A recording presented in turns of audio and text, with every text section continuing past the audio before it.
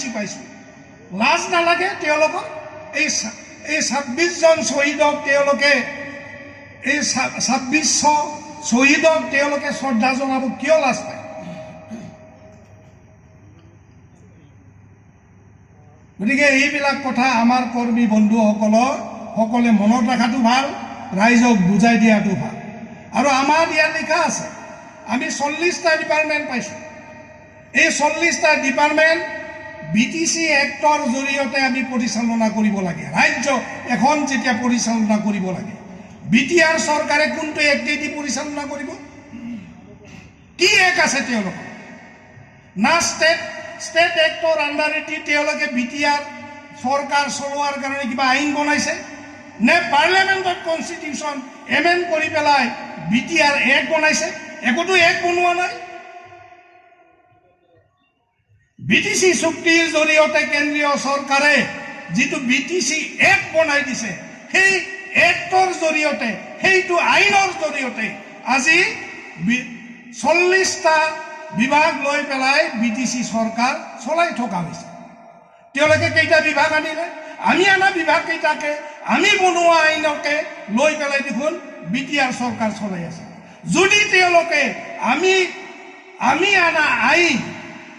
আইনেৰেই যদি তেওঁলোকে 40টা বিভাগটোক যদি পৰিচালনা কৰাৰ কাৰণে যদি লাজ নাপায়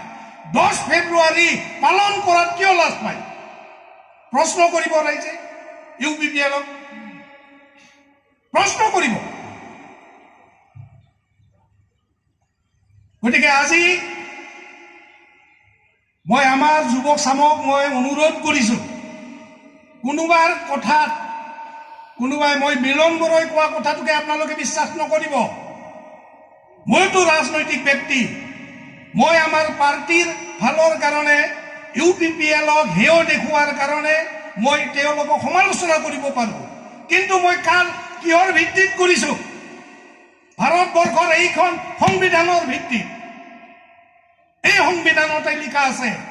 3082টা গাঁও লৈ পেলাই 40টা সমষ্টি বনাই বিটিচি সৃষ্টি কৰা হৈছে তেওঁলোকে দেখুৱা বিটিআৰত এই 60টা সমষ্টি কিমান হাজাৰ গাঁও লৈ তেওঁলোকে বনাইছে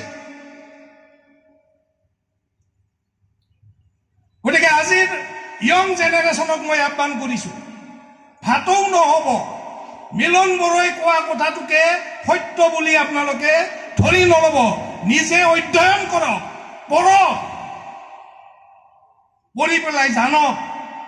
কোনোবা মিলন বৰই ক'লে কোনোবা প্ৰমোদেই ক'লে সেইটো বেদৰ বাক্যৰ নিচিনা সঁচা নহ'বও পাৰে আমি ৰাজনীতি কৰা মানুহখিনিয়ে নিজৰ দলৰ স্বাৰ্থত আমি কথা কম কিন্তু মই সঁচা কথা কৈছোঁ নে মিছা কথা কৈছোঁ তাক জানাৰ কাৰণে আমাৰ এই দস্তাবেজটো আছে